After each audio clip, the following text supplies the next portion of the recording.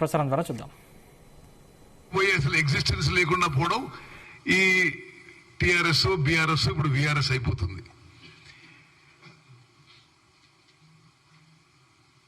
చాలా స్పష్టంగా చెప్తున్నాను నేను, ఎన్నిక బీఆర్ఎస్ పార్టీ మిగలదు. పార్లమెంట్ ఎన్నికల్లో బీఆర్ఎస్ పార్టీకి వచ్చే స్థానాలు 0. ఆ తర్వాత ఆ పార్టీలో ఎవరు మిగలరు, కేసీఆర్ ఆయన కుటుంబ సభ్యులు తప్పితే. ఆ ఫ్రస్ట్రేషన్ లో, ఆ డిప్రెషన్ లో, ఆ భయంతో, ఆ నర్వస్నెస్ తో ఎన్నడూ కూడా రైతుల మధ్య పోయి ప్రజల్లో సమయం గడపని కేసీఆర్ ఒక విలాసవంతమైన ప్రగతి భవన్ కట్టుకొని ఇంకో విలాసవంతమైన ఫామ్ హౌస్ లో సమయం గడుపుతూ ఈరోజు ఉరికురికి సూర్యాపేట పోయిందంటేనే ఎంత భయాందోళన ఉన్నారో తెలంగాణ ప్రజలు గమనించవచ్చును. మాట్లాడిన ప్రతి మాట అబద్ధమే. అసలు నిజంగా ఒక పెద్ద మనిషి 10 ఏళ్ళు ముఖ్యమంత్రి అయిన తర్వాత ఈ విధంగా అబద్ధాలు మాట్లాడొచ్చా? తెలంగాణ ప్రజలు గమనించాలి. వాళ్ళు నిన్న పెట్టిన ప్రెస్ మీటు వాళ్ళ పార్టీ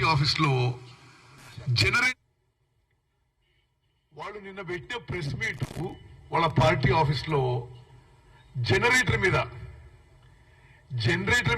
పెట్టి లోపల ఎవరో ఆ వైర్లు దొక్కుంటే అది కొంత ఇంటరప్షన్ అయితే పవర్ సప్లై ఎట్లుంటుందా అని చూడమంటారు. ఇంతకంటే దుర్మార్గంగా ఒక మాజీ ముఖ్యమంత్రి అబద్ధాలు చెప్పడం, ఇది యావత్ తెలంగాణ ప్రజానీకాన్ని గమనించాలి. మా ప్రభుత్వం 24 గంటల పవర్ ఇంటరప్షన్ లేకుండా ఇవ్వడానికి ముఖ్యమంత్రి రేవంత్ రెడ్డి గారు, ఉప ముఖ్యమంత్రి పవర్ మినిస్టర్ బట్టి విక్రమార్క గారు స్పష్టమైన ఆదేశాలు ఇచ్చారు. ఎంత ఖర్చైనా సరే పవర్ కొనుగోలు చేసి 24 అవర్స్ పవర్ కొనసాగిస్తాము. అదేవిధంగా పవర్ విషయాల్లో మీకు కొన్ని చెప్పాలి. అన్ని అబద్దాలు నిన్న మాట్లాడింది. నేను 5 ఏళ్లుగా పార్లమెంట్ సభ్యునిగా భారతదేశం యొక్క పార్లమెంట్ యొక్క ఎనర్జీకి సంబంధించిన పార్లమెంట్ కమిటీలో సభ్యుని, ఒక కీలక క్రియాశీలక పాత్ర పోషించిన వ్యక్తిని. నేనే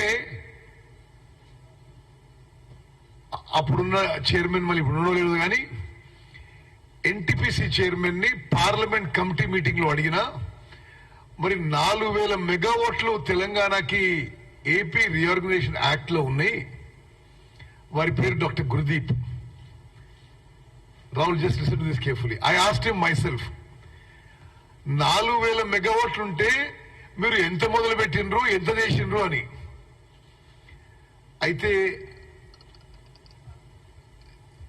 ఆయన నాకు పార్లమెంట్ కమిటీలో ఆన్ రికార్డ్ మినిట్ అయి ఉంటుంది. పార్లమెంట్ రికార్డ్ లో మేము 1600 మెగావాట్లు మొదలు పెట్టినాం, మళ్ళీ ఇంకా 2400 మెగావాట్లు ఎందుకు మొదలు పెట్టినాం అడిగినాం. అంటే ఒకటి మీరు గుర్తుపెట్టుకోవాలి, ఎన్టీపీసీ పెట్టే పవర్ ప్రాజెక్ట్స్ వాళ్ళు పెట్టుబడితో పెడతారు. We only have to buy the power if it is competitive to us.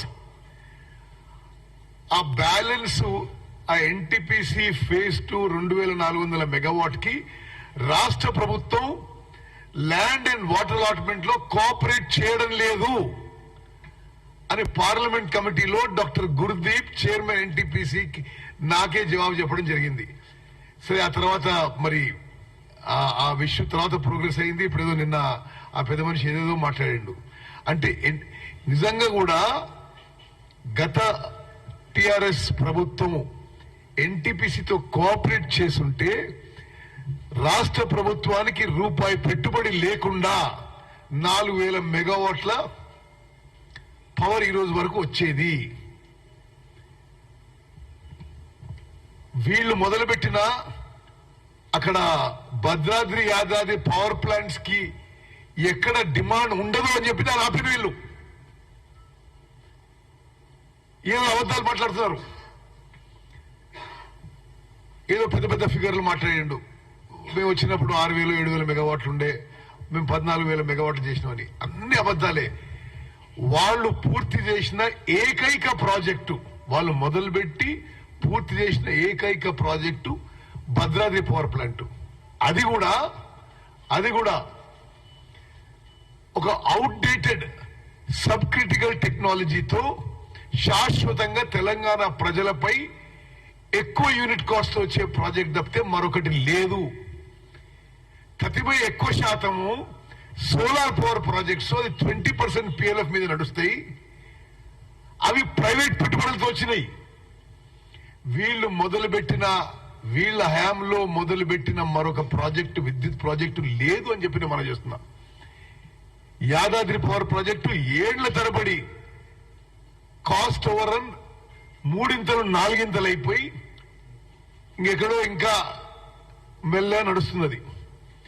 So power విషయంలో వాళ్ళేదో గొప్పలు సాధించిన విషయం ఇది అబద్ధము. ప్రస్తుత ప్రభుత్వం 24 గంటల కరెంటు పాలసీ మేము కొనసాగిస్తున్నాం. రాష్ట్రంలో ఎక్కడ కూడా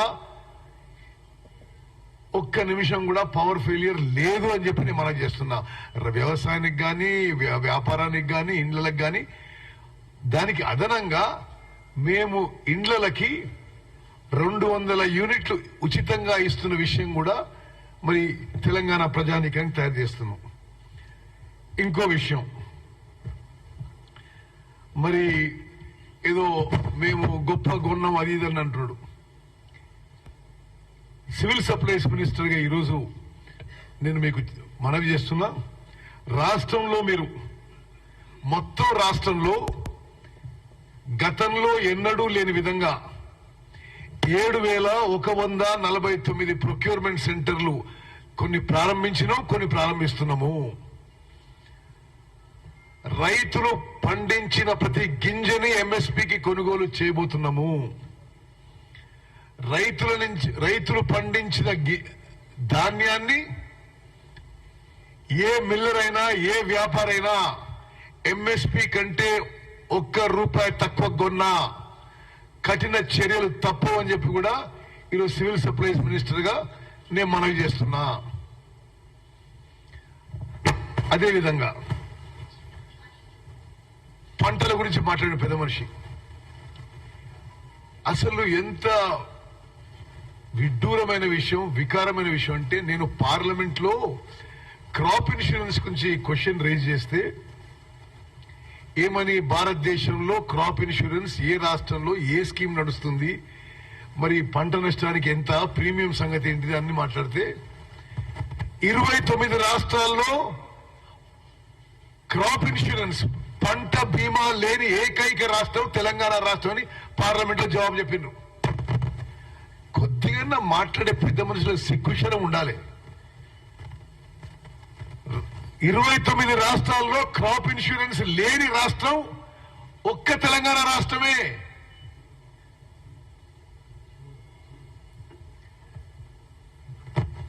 క్రాప్ ఇన్సూరెన్స్ ఇవ్వలేదు,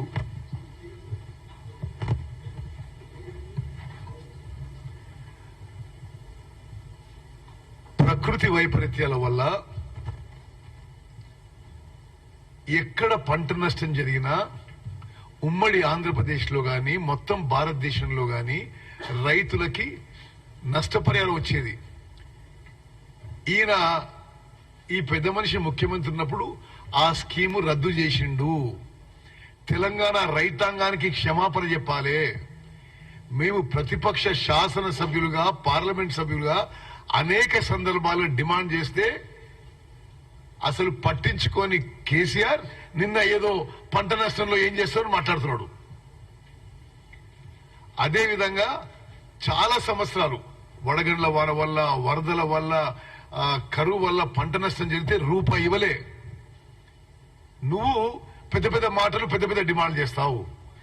కేవలం ఎన్నికలు వస్తున్నాయని లాస్ట్ ఇయర్ కొంత ఏదో ఒక 2 జిల్లాలకు పోయి డ్రామా చేసి ఏదో ప్రకటించారు, అక్కడ కూడా పైసలు ఇవ్వలే. దయచేసి ఇది రైతులందరూ గమనించాలని చెప్పి మేము మనవి చేస్తున్నాం. అదేవిధంగా అసలు ఇరిగేషన్ గురించి మాట్లాడే అర్హత ఉందా కేసీఆర్ నీకు అని చెప్పి అడుగుతున్నా. తెలంగాణ రాష్ట్రాన్ని, రైతాంగాన్ని, ఇరిగేషన్ సెక్టర్ ని సర్వనాశనం చేసింది కేసీఆర్ అనే వ్యక్తి.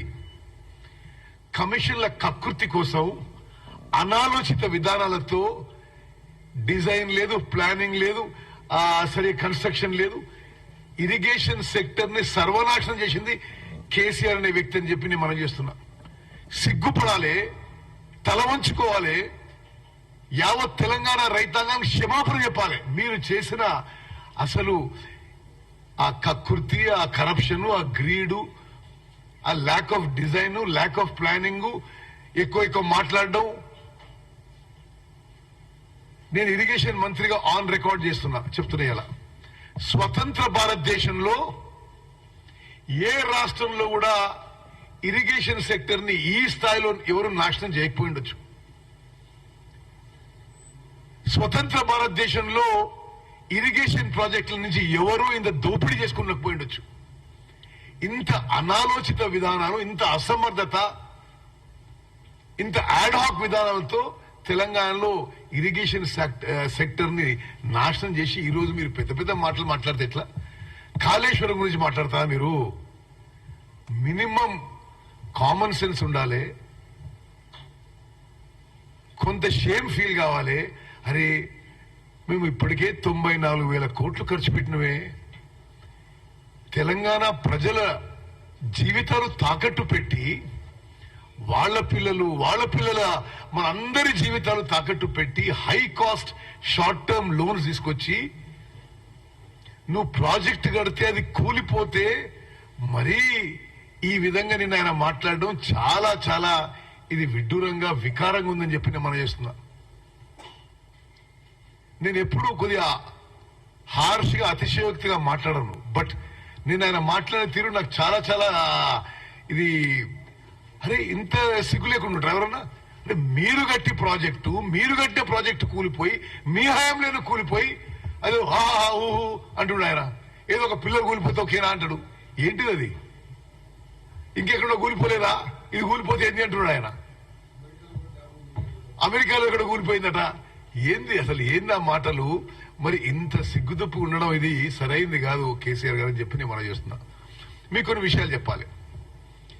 మళ్ళీ చెప్తున్నా, ఈ కాళేశ్వరం ప్రాజెక్టులో గతంలో తుమ్మరెడ్డి బ్యారేజ్ కింద 38,000 కోట్లున్న ప్రాజెక్టు 80,000 కోట్లకు పెంచారు. ఇది అదే ఆయకట్టుకి సిడబ్ల్యూసి అప్రూవల్ 80,000 కోట్లకు తీసుకున్నారు. ఆ తర్వాత ప్రాజెక్టు 1,27,000 కోట్లకు పెంచిండ్రు. ఇప్పుడు ఆ ప్రాజెక్టు పూర్తి చేయాలంటే 1,47,000 కోట్లు అవుతుంది. అంటే ఏంటిదంటే ఒకసారి మీరు అర్థం చేసుకోవాలి, తెలంగాణ ప్రజానీకాని మీద, రైతాంగం మీద భారం ప్రతి సంవత్సరం కేవలం ఫైనాన్స్ కాస్ట్ 15,000 కోట్లు. అన్ని కాళేశ్వరం ప్రాజెక్టు రిపేర్ అయ్యి మళ్ళీ అన్ని పంపులు నడుస్తే ఎలక్ట్రిసిటీ బర్డన్ 10,000 కోట్లు. అయినా సరే మీరు కట్టిన ప్రాజెక్టు నీళ్ళు ఇస్తున్నా అంటే అది మీ కండ్ల ముందే కూలిపోయి అదేదో అట్లా చేస్తే బాగుండు, ఇట్లా చేస్తే బాగుండు అని చెప్పడం, ఇది ఇంతకంటే మరి వికారమైన విషయం ఉండదు. అక్టోబర్ 21వ తారీఖున కల్వకుంట్ల చంద్రశేఖరరావు గారు ముఖ్యమంత్రిగా ఉండగానే మేడిగడ్డ బ్యారేజ్ కుంగిపోయింది. వాళ్లే నీళ్ళు పెట్టేసిండ్రు. ఎట్లా బ్యారేజ్ కూలిపోతుందో ఏమో అని తెలిసి వాళ్లే నీళ్ళు పెట్టిండ్రు. ఆహా ఇప్పుడు అది మీరు పంపు చేయకపోయినరు, అది చేయకపోయింది ఏం మాటలు అవి. మరి తర్వాత అన్నారం బ్యారేజ్ లో కూడా అదే లీకులు మొదలైనవి. భారతదేశంలో ఈ డ్యాంలు, బ్యారేజీల మీద constitutional body national dam safety authority వాళ్ళు లిఖిత పూర్వకంగా ఇచ్చిండ్రు, మీరు నీళ్లు స్టోర్ చేయొద్దు అని. నీ ఉచిత సలహాలు, తమరి ఎక్స్పర్ట్ అడ్వైస్ కంటే ఎన్డీఎస్ఏ కొంత మోర్ ఎక్స్పర్ట్స్ అని మేము అనుకుంటున్నాం. ఓకే అందుకోసమే మేము ఎన్డీఎస్ఏ సలహా మీద పోతున్నాం. సరే అయినా సరే మీకు కొన్ని విషయాలు చెప్పాలి. ఈ అక్టోబర్లో 2023 అంటే మేము అధికారంలో వచ్చింది డిసెంబర్ 7, 2023. అప్పుడు 23 టీఎంసీల నీళ్లు సముద్రంలో వదిలిపెట్టింది కేసీఆర్ ప్రభుత్వమే. అదే విధంగా చాలా స్పష్టంగా 2019లోనే ఈ బ్యారేజీల్లో జరుగుతున్న లీకేజీలు, ప్రాబ్లమ్స్ అనేక సందర్భాల్లో నోటీస్ అయ్యి అప్పుడే వీళ్ళు సరిగ్గా రెక్టిఫికేషన్ తీసుకుంటే ఇప్పుడు ఈ రోజు ఈ పరిస్థితి రాకపోయేది. కేఆర్ఎంబి గురించి ఏదో మాట్లాడతాడు. అసలు విచిత్రమైన విషయం, ఈ పెద్ద మనిషి పోయి కేఆర్ఎంబికి అప్పచెప్పడానికి ఒప్పుకొని వచ్చిండు. 9 ఏళ్ల పాటు ప్రతి సంవత్సరం యునానిమస్ గా వాళ్ళు పోయి మేము కృష్ణా ప్రాజెక్టులో కేఆర్ఎంబి అప్పచెప్తామని చెప్పొచ్చిండ్రు. మేము అధికారంలో వచ్చినాక పారదర్శకంగా శాసనసభలో చర్చ పెట్టి ఏకగ్రీవ తీర్మానం చేసి కృష్ణా ప్రాజెక్ట్స్ కేఆర్ఎంబికి అప్పజెప్పము అని శాసనసభలో మేము చర్చ పెట్టింది మీరందరూ చూసినారు. ఇప్పుడు ఆయన ఏం మాట్లాడతారండి? ఇక విచిత్రమైన విషయం. ఇంకో విషయం, వారు ముఖ్యమంత్రిగా ఉన్నప్పుడు 2 జూలై 2023 ముఖ్యమంత్రి ఇరిగేషన్ మినిస్టర్ గా ఉంటూ ఒక రివ్యూ పెట్టి గోదావరి అండ్ కృష్ణా బేసిన్ లో సరిపోను నీళ్లు లేవు అని చెప్పి, ఆ తర్వాత ఏది జూలై 2023 ఎవరు ముఖ్యమంత్రి? కేసీఆర్. ఎవరు ఇరిగేషన్ మినిస్ట్రీ? కేసీఆర్. మీటింగ్ పెట్టి నీళ్లు సరిపోను లేవు, ఆ డేట్ తర్వాత ఇరిగేషన్ కి నీళ్లు తగ్గించేసేయాలి, కేవలం డ్రింకింగ్ వాటర్ కోసమే నీళ్లు కాపాడుకోవాలి అని ఆయన తీసుకున్న నిర్ణయం ఇది. This is officially on record. 2 July 2023. ఇప్పుడు నువ్వు వచ్చి లబోదివో ముత్తుకుంటే ఏమన్నట్టు? అంటే నువ్వు తీసుకున్న నిర్ణయమే అది. అదేవిధంగా తప్పుడు అంకెలు, నిన్న మెట్రాలజికల్ డిపార్ట్మెంట్ అనబోయి ఇంకేదో అన్నాడు. డెఫినెట్లీ మేము అధికారంలో వచ్చింది డిసెంబర్ 7వ తారీఖున. వర్షాకాలం మీ ఉన్న సమయంలో వచ్చిపోయింది. అది వర్షాలు తక్కువ పడ్డాయి, రిజర్వాయర్స్ లో నీళ్లు తక్కువ ఉన్నాయి. దాన్ని ఏ విధంగా ఈ క్రైసిస్ సిచ్యువేషన్ డీల్ చేస్తున్నాం? రైతులను ఆదుకోవడానికి వేసవి కాలంలో, ఎండాకాలంలో మంచినీళ్ళ కోసం కొంత నీళ్లు రిజర్వ్ చేసుకోవడానికి మేము పూర్తి ఒక వరుస రివ్యూలతో దాన్ని సిచ్యువేషన్ ని హ్యాండిల్ చేస్తున్నాం. ముఖ్యమంత్రి గారి స్థాయిలోనే ఇరిగేషన్ అండ్ ఆర్డబ్ల్యూఎస్ రెండూ కలిపి పలు రివ్యూ మీటింగ్లు కూడా జరిగినాయి. అదేవిధంగా మిషన్ భగీరథ అంటాడు. ఇంకో నాది పార్లమెంట్ అనుభవం చెప్పాలి. నేను పార్లమెంట్ లో ఒక క్వశ్చన్ వేసిన, ఏమని, అసలు ఈ మిషన్ భగీరథకి ఎంత ఖర్చు పెట్టిన మీరు, ఎంత అప్పులు తీసుకొచ్చిండ్రు, ఎన్నిళ్ళకి నీళ్ళు ఇచ్చిండ్రు అని. పార్లమెంట్ లో అప్పుడు టిఆర్ఎస్ ప్రభుత్వం ఇచ్చిన జవాబు, మొత్తం సుమారు 45,000 కోట్లు ఖర్చు పెట్టిన అప్పు తీసుకొచ్చి. తెలంగాణ రాష్ట్రంలో 99.9% ఇండ్లకి కొత్తగా మీరు నల్లాలు పెట్టి నీళ్ళు ఇస్తున్నారని చెప్పి జవాబు చెప్పినాడు వీళ్ళు. పచ్చి అబద్ధం. మిషన్ భగీరథ టోటల్ ఫెయిలియర్ అయింది. మిషన్ భగీరథ మీకు కమిషన్ భగీరథ అయింది కాబట్టి ఇప్పుడు మంచినీళ్ళ ప్రాబ్లం ఉంది. దయచేసి మీరు గమనించాలి. మిషన్ భగీరథ నిజంగానే వీళ్ళు సరిగ్గా నిర్వహించి కమిషన్ల కక్కుర్తి లేకుంటే వాళ్ళు చెప్పినట్టు కేంద్ర ప్రభుత్వానికి పార్లమెంట్ ఇచ్చిన జవాబులో 99.9% అన్ని ఇండ్లకి, తెలంగాణలో అన్ని ఇండ్లకి కొత్త నల్లాలు ఇచ్చి ప్యూరిఫైడ్ డ్రింకింగ్ వాటర్ ఇచ్చుంటే ఈరోజు ప్రాబ్లం రాకపోయేది. అందులో కమిషన్ల కక్కుర్తి, కరప్షన్ సరిగ్గా అది నిర్వహించినందుకే ఈరోజు తెలంగాణలో ప్రాబ్లం వస్తుంది. అదేవిధంగా కొన్ని అంకెలు కూడా మీకు చెప్పాలి. జూరాలలో ఈ రోజు వరకు 2023-24లో వచ్చిన ఇన్ఫ్లోస్ 154 టీఎంసీలు. గత ప్రభుత్వాలు ఎంత వచ్చినాయండి? గత సంవత్సరాల్లో ఈ సంవత్సరం 154 టీఎంసీలు. 2023లో 1229 టీఎంసీలు. ప్లీజ్ ఫిగర్స్ జాగ్రత్తగా నోట్ చేసుకోవాలి. ఈ సంవత్సరం వచ్చిన ఇన్ఫ్లోస్ 154 టీఎంసీ జూరాలలో. 2023 వచ్చిన ఇన్ఫ్లోస్ 1229 టీఎంసీ, ఆల్మోస్ట్ 10 టైమ్స్. 2022లో వచ్చిన ఇన్ఫ్లోస్ 885 టీఎంసీ. 2021లో వచ్చిన ఇన్ఫ్లోస్ 1300 టీఎంసీలు, 1306.25 టీఎంసీలు. మరి ఇది ప్రకృతి వైపరీత్యమా, మరి ఇంకేదైనా తెలంగాణ ప్రజలు ఆలోచించాలి. అదేవిధంగా ఇంకొన్ని ఫిగర్స్ మీకు చెప్తా. నాగార్జున సాగర్ లో నిజంగా కృష్ణా బేసిన్ కి, కృష్ణా నదిపై ఉన్న ఉమ్మడి మహబూబ్ నగర్, ఉమ్మడి నల్గొండ, ఉమ్మడి ఖమ్మం ఆయకట్టుకి మోసం చేసింది కేసీఆర్. జగన్మోహన్ రెడ్డి దోస్తీతో వాళ్ళు పోతిరెడ్డిపాడు సామర్థ్యం పెంచుకున్నా,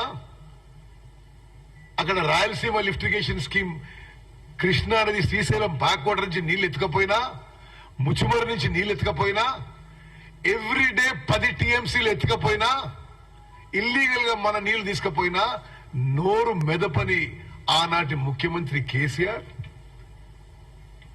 జగన్మోహన్ రెడ్డి గారితో రోజు హలాయి బలాయి చేసుకుంటూ,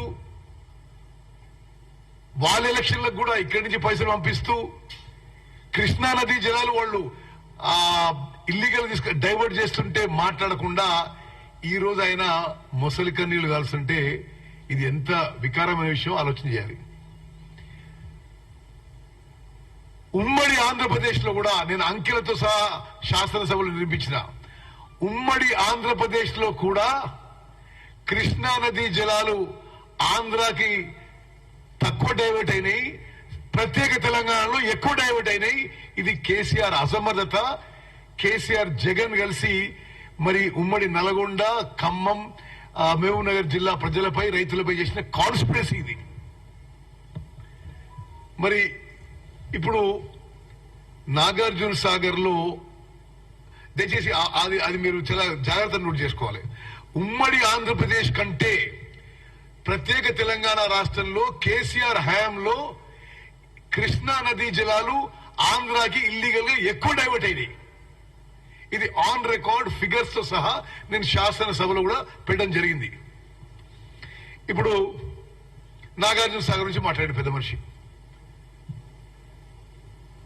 నాగార్జున సాగర్ లో ఇప్పుడు వాటర్ అవైలబిలిటీ అప్రాక్సిమేట్ గా 130 టీఎంసీలు ఉంది. Total capacity 312 TMC. Last year ఇదే రోజుకి నాగార్జున సాగర్ లో ఎంత అవైలబుల్ ఉంది? 160 టీఎంసీలు. దయచేసి గమనించాలి. Now about 135, last year about 167 TMC. మరి అదే విధంగా ఇంకొక విషయం కూడా, నారాయణపూర్ డ్యామ్ కర్ణాటకలో అక్కడి ప్రభుత్వం క్రాప్ హాలిడే డిక్లేర్ చేసినందుకు ఈసారి ఆ రీజనరేటెడ్ వాటర్ కూడా మనకు రాలేదు. దాని ద్వారా కూడా 10 to 11 టీఎంసీ నీళ్లు తగ్గినాయి, ఇన్ఫ్లోస్ ఆఫ్ కృష్ణా రివర్. అదేవిధంగా గోదావరి బేసిన్, ఎస్ఆర్ఎస్పి, ఇవన్నీ official figures, sign documents of the concern engineers. Okay, SRSP ఈ ఇయర్ వచ్చినాయి ఇప్పటి వరకు ఇన్ఫ్లోస్ ఎస్ఆర్ఎస్పికి యావరేజ్ ఇన్ఫ్లో ఎస్ఆర్ఎస్పి నేను వాళ్ళు ఇచ్చిన డాక్యుమెంటే చదువుతున్నాను. The average inflows received in the water year in 23-24 at SRSP is 205 TMC. Okay, 205 టీఎంసీలు వచ్చినాయి. లాస్ట్ ఇయర్ వచ్చినాయి 590 టీఎంసీలు వచ్చినాయి. ఓకే, 2022 ఎంత వచ్చినాయి? 670 టీఎంసీలు వచ్చినాయి. 2021 ఎంత వచ్చినాయి? 360 టీఎంసీలు వచ్చినాయి. అంటే ఎస్ఆర్ఎస్పీలో కూడా ఇన్ఫ్లోస్ తగ్గిన విషయం తెలంగాణ ప్రజానీకానికి మనం చేస్తున్నాం. అదేవిధంగా present water availability in Shripad Sagar Yellampalli project is about 7 TMC. ఇంకా చాలా విచిత్రమైన విషయాలు మాట్లాడిండు. హైదరాబాద్ కి వాళ్ళట కృష్ణా గోదావరి జలాలు తీసుకొచ్చినట. ఇంత పచ్చి అబద్దాలు మాట్లాడడం తగదు. కృష్ణా నుంచి గోదావరి నుంచి హైదరాబాద్ కి నదీ జలాల ప్రాజెక్టులు గత కాంగ్రెస్ ప్రభుత్వాలు మంజూరు చేసి పనులు మొదలుపెట్టిన విషయం కూడా నేను మీకు మనవి చేస్తున్నాను. ఇప్పుడు ఎంతున్నాయి నీళ్లు? శ్రీపాద్ సాగర్ ఎల్లంపల్లిలో 7 టీఎంసీలు ఉన్నాయి. గత సంవత్సరం ఇదే రోజు ఎన్నున్నాయి? 12.5 టీఎంసీ ఉన్నాయి. మరి ఈ విధంగా చెప్పుకుంటూ పోతే సరే, కొంత డెఫిసిట్ వల్ల కొంత ప్రాబ్లం అవుతుంది. మరి అది ఈ ప్రభుత్వం, మరి ముఖ్యమంత్రి రేవంత్ రెడ్డి గారు, ఉప ముఖ్యమంత్రి బట్టి విక్రమార్క గారు, మేమందరం కలిసి ఇది ప్రజలకి మరి తక్కువ ఇబ్బంది కలిగే విధంగా ఉన్న పరిస్థితుల్లో ముందుకు పోతున్న విషయం మనం చేస్తూ కొన్ని ఫిగర్స్ మళ్ళా మీకు రీడౌట్ చేస్తా. నాగార్జున సాగర్ లో ఇప్పుడు అప్రాక్సిమేట్ గా 135 టీఎంసీ ఉన్నాయి. పోయిన సంవత్సరం 160 టీఎంసీలు ఉండే. అదేవిధంగా ఎస్ఆర్ఎస్పీలో ఇప్పుడు 13 టీఎంసీలు ఉన్నాయి. పోయిన సంవత్సరం ఈ టైంలో 28 టీఎంసీలు ఉన్నాయి.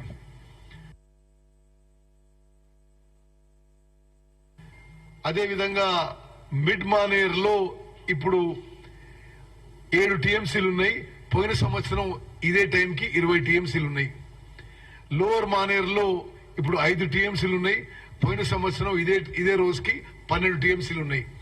మీకు చాలా స్పష్టంగా మరి ఇరిగేషన్ లో గాని పవర్ లో గాని ఈ ప్రభుత్వం పూర్తిగా రైతులకి ప్రజలకి మేలు చేసే విధంగా మేము ముందుకు పోతున్నాము.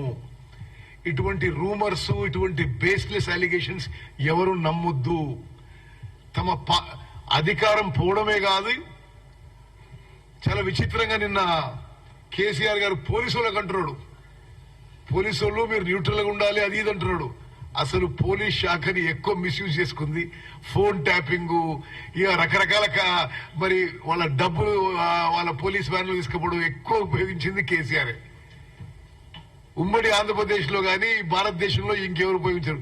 ఆయన పోలీసు వాళ్ళకి చెప్తున్నాడు మీరు న్యూట్రల్ గా ఉండాలి అది ఇది అంటున్నాడు ఆయన. మరి ప్రభుత్వం కోల్పోయి ఒక నిస్పృహలో, ఒక ఫ్రస్ట్రేషన్ లో, ఒక డిప్రెషన్ లో మాజీ ముఖ్యమంత్రి కేసీఆర్ గారు మాట్లాడిన అబద్దాలని ఖండిస్తున్నాము.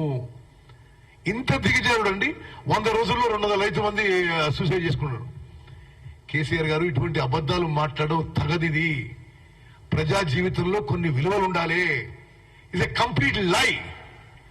100 రోజుల్లో 200 మంది సూసైడ్, కంప్లీట్ లై. మరి మీరు పవర్ విషయం మాట్లాడలో మీరు ఏం చేయలేదు. పవర్ లో మీరు ఇరిగేషన్ సర్వనాశనం చేసినారు. మీరు అన్ని విధాలుగా రాష్ట్రాన్ని అప్పుల పాలు చేసినారు. మీరు 10 ఏళ్ల పాటు దోపిడీ చేసినారు. రాష్ట్ర ప్రజలు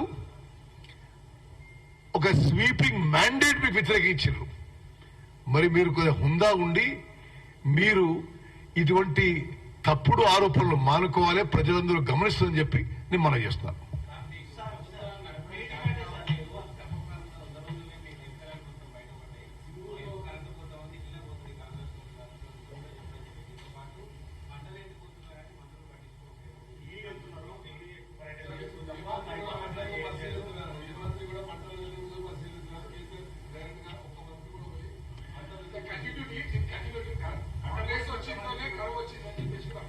అసలు కరువు వచ్చింది వాళ్ళ టైంలోనే. దాన్ని మేము ఎట్లా బెస్ట్ హ్యాండిల్ చేయాలో చేస్తున్నాం. రైతులకి ప్రజలందరికీ మేలు చేసే విధంగా పోతాం. కరెంటు 24 గంటలు కరెంటు ఆ పాలసీకి మేము కట్టుబడి ఉండి చాలా సమర్థవంతంగా ఆయనే అన్నాడు గత ప్రభుత్వానికంటే ఇప్పుడు పవర్ డిమాండ్ పెరిగిందని. నిన్న ఆయనే అన్నాడు ప్రెస్ మీట్ లో. ఎంత పవర్ డిమాండ్ పెరిగినా 24 గంటల కరెంట్ ఇవ్వడానికి మరి ఉన్న వాటర్ తో ఎంత మాక్సిమం క్రాప్ సేవ్ చేయడానికి మా ప్రభుత్వం కట్టుబడి ఉంది.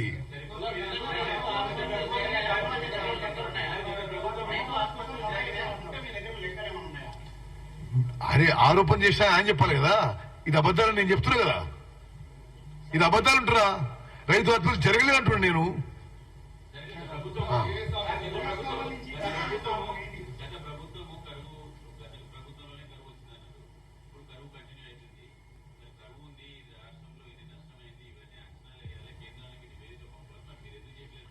ఎవరు చేయడం లేదు, మీరు ఎట్లంటున్నారు? అసలు మీకు ఒకటి పవర్, డ్రింకింగ్ వాటర్ సమర్థవంతంగా మరి ఇప్పుడు సప్లై చేయడం జరుగుతుంది. ఇప్పుడు క్రాప్ డ్యామేజ్ ఎక్కడ జరిగిందో దాన్ని అసెస్మెంట్ చేసుకుని మా ప్రభుత్వం తగిన చర్యలు తీసుకుంటుంది.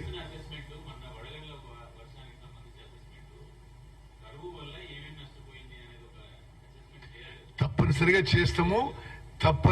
చేస్తాము. ఓకే,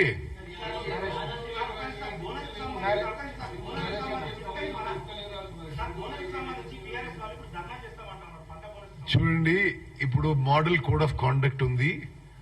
కొత్త పథకాలు ఇప్పుడు ప్రవేశపెట్టడానికి వీలు కాదని కేసీఆర్ గారు మీకు తెలియదా? ఇది ఇన్నేళ్లు నువ్వు అధికారంలో ఉన్నావు. మోడల్ కోడ్ ఆఫ్ కాండక్ట్ ఉంది కాబట్టి ఇప్పుడు ప్రవేశపెట్టలేము. ఇది ఈ మోడల్ కోడ్ ఆఫ్ కాండక్ట్ అయినాక కేబినెట్ తగిన నిర్ణయం తీసుకుంటుంది. ఓకే, మేము కూడా నేషనల్ డ్యామ్ సేఫ్టీ అథారిటీకి మేము కూడా రిక్వెస్ట్ చేసినాం. ఒక తొందరగా మీరు ఒక ఇంటర్వ్యూ